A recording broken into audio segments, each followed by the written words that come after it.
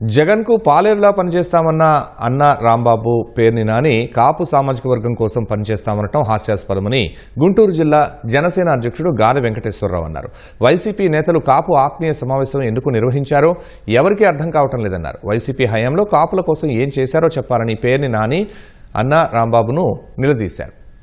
పవన్ కళ్యాణ్పై వ్యతిరేకత తెచ్చేందుకే కాపు కులాన్ని తెర మీదకు తెస్తున్నారని గాలి వెంకటేశ్వరరావు ధ్వజమెత్తారు.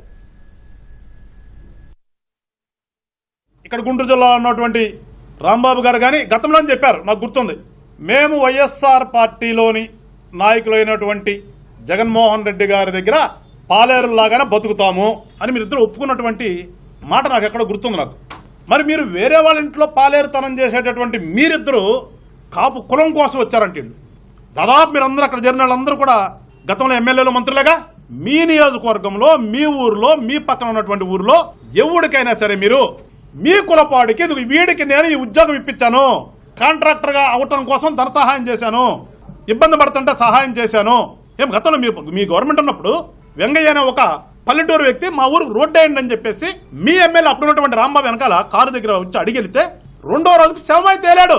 ఆయన కాపే ఎవడన్నా మాట్లాడాడు మీలో నోట్లో నుంచి ఎవరికైనా వచ్చిందా?